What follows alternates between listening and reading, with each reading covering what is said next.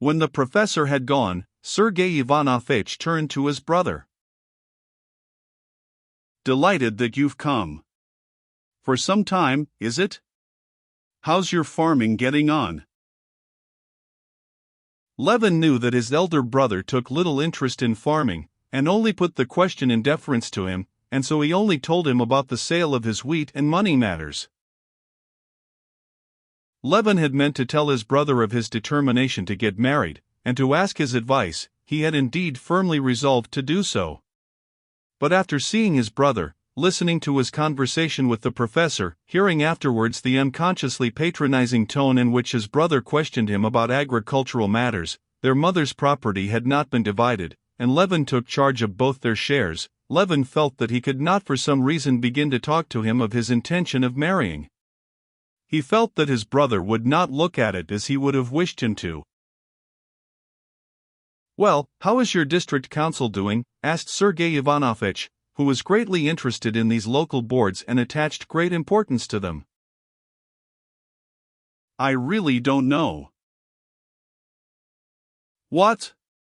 Why, surely you're a member of the board." "No, I'm not a member now, I've resigned," answered Levin, "and I no longer attend the meetings." "What a pity," commented Sergei Ivanovich, frowning. Levin in self-defense began to describe what took place in the meetings in his district. "That's how it always is." Sergei Ivanovich interrupted him. "We Russians are always like that. Perhaps it's our strong point, really, the faculty of seeing our own shortcomings, but we overdo it. We comfort ourselves with irony which we always have on the tip of our tongues. All I say is, give such rights as our local self-government to any other European people, why, the Germans or the English would have worked their way to freedom from them, while we simply turn them into ridicule." "But how can it be helped?" said Levin penitently. "It was my last effort. And I did try with all my soul. I can't. I'm no good at it." "It's not that you're no good at it," said Sergei Ivanovich, "it is that you don't look at it as you should." "Perhaps not," Levin answered dejectedly. "Oh. Do you know brother Nikolai's turned up again?"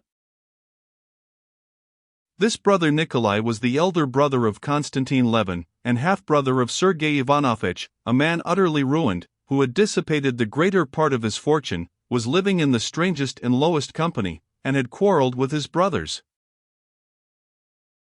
"What did you say?" Levin cried with horror. "How do you know?" "Prokofy saw him in the street." "Here in Moscow? Where is he? Do you know?" Levin got up from his chair, as though on the point of starting off at once. "I am sorry I told you," said Sergei Ivanovich, shaking his head at his younger brother's excitement. "I sent to find out where he is living, and sent him his IOU to Trubin, which I paid. This is the answer he sent me." And Sergei Ivanovich took a note from under a paper-weight and handed it to his brother. Levin read in the queer, familiar handwriting, "I humbly beg you to leave me in peace. That's the only favor I ask of my gracious brothers. Nikolai Levin." Levin read it, and without raising his head stood with the note in his hands opposite Sergei Ivanovich. There was a struggle in his heart between the desire to forget his unhappy brother for the time, and the consciousness that it would be base to do so. "He obviously wants to offend me," pursued Sergei Ivanovich, "but he cannot offend me, and I should have wished with all my heart to assist him, but I know it's impossible to do that." Yes, repeated Levin. "I understand and appreciate your attitude to him, but I shall go and see him." "If you want to, do, but I shouldn't advise it," said Sergei Ivanovich. "As regards myself, I have no fear of your doing so. He will not make you quarrel with me, but for your own sake, I should say you would do better not to go. You can't do him any good. Still, do as you please." Very likely I can't do any good, but I feel, especially at such a moment, but that's another thing, I feel I could not be at peace.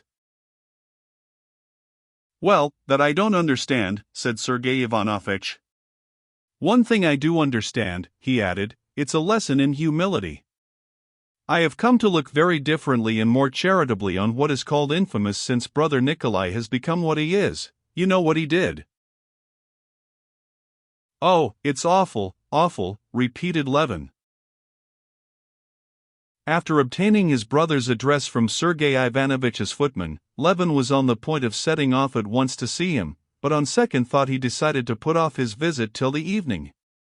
The first thing to do to set his heart at rest was to accomplish what he had come to Moscow for. From his brothers Levin went to Oblonsky's office, and on getting news of the Shcherbatskys from him, he drove to the place where he had been told he might find Kitty.